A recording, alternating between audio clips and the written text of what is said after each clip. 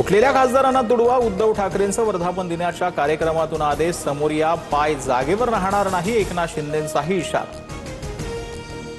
माझ्यावर होणारे आरोप खरे वाटत असतील तर शिवसेना पक्षप्रमुख पद सोडायला तयार, उद्धव ठाकरेंचं शिवसैनिकांना भावनिक आवाहन। शिवसेना लाचार गद्दारांच्या हातात जाऊ द्यायची नाही, ठाकरेंची अट।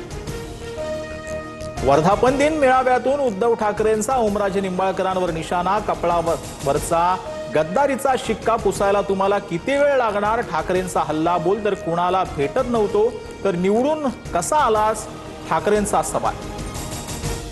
उद्धव ठाकरेंकडून बंडखोरी झाली, तिथल्या मतदारांची जाहीर माफी, तर आमचे खासदार का फोडता, किती सत्ता पिपासू होणार, उद्धव ठाकरेंची सत्ताधाऱ्यांवर टीका।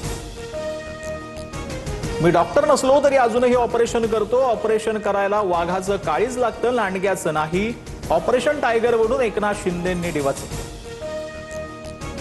भाजपची वाटचाल वन पार्टी नो इलेक्शनकडे चालली आहे, अशा वाटेनं दीर्घकाळ सत्ता मिळणार नाही, देशाला ऑपरेशन कमळ करावंच लागेल, उद्धव ठाकरेंचं आवाहन।